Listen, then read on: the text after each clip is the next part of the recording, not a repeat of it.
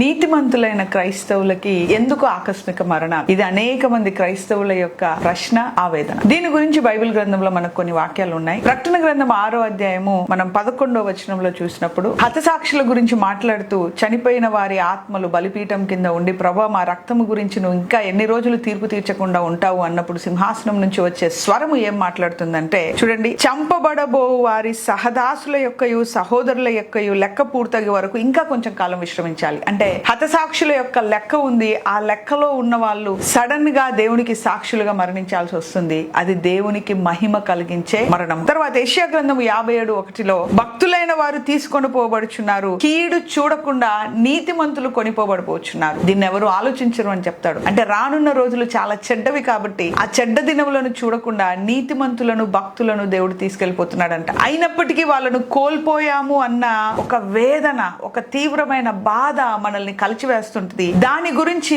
దేవుడు మాట్లాడుతూ 1 తెస్సలోనీయులు 4:13 అంటాడు, సహోదరులారా, నిరీక్షణ లేని ఇతరుల వల్ల మీరు దుఃఖపడకుండా నిమిత్తము నిద్రించిన వారి గురించి మీకు తెలియజేస్తున్నాను. సో ఇతరులలాగా మనము నిద్రించిన వారి గురించి, మరణించిన వారి గురించి అధికముగా దుఃఖపడి వేదనలో మునిగిపోవద్దు అని వాక్యం చెప్తుంది. ఇంకా ఏం చెప్తుందంటే, యేసు మృతి పొంది తిరిగి లేచినని మనం నమ్మిన ఎడల అదే ప్రకారం యేసునందు నిద్రించిన వారిని దేవుడు ఆయనతో కూడా వెంట పెట్టుకొని వచ్చిన వాళ్ళందరూ కూడా మహిమ శరీరాలతో తిరిగి లేస్తారు. ఇప్పుడు క్రీస్తునందు హతసాక్షులుగా మృతి నొందిన వాళ్ళు, వారి యొక్క ప్రయాణాన్ని ముగించుకొని మృతి నొందిన వాళ్ళు క్రీస్తునందు వాళ్ళు విశ్రమిస్తుంటారు. ఎక్కడ విశ్రమిస్తుంటారు అంటే, ఫిలిప్పీలకు రాసిన పత్రిక 1:23 పౌలు గారు అంటారు, నేను మరణించి క్రీస్తుతో కూడా ఉండాలని ఆశపడుతున్నాను అంటారు. అంటే వాళ్ళు ఎక్కడ ఉంటారు? క్రీస్తుతో కూడా ఉంటారు. వాళ్ళ ఆత్మలు క్రీస్తుతో కూడా ఉంటాయి. యేసుక్రీస్తు యొక్క రిజరక్షన్ అప్పుడు, అంటే ర్యాప్చర్ అప్పుడు వాళ్ళు మహిమ శరీరాలతో లేస్తారు. మనము మార్పు పొంది దేవుని సన్నిధికి వెళ్తాం. మనమందరం కూడా దేవుని సన్నిధిలో ఆనందిస్తాం. సో కాబట్టి మన దేవుడు న్యాయము తీర్చే దేవుడు,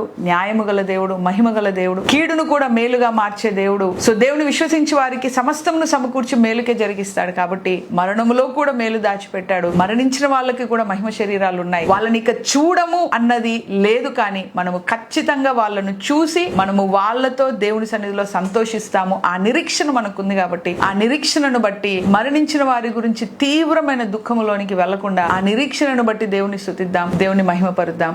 గాడ్ బ్లెస్ యూ.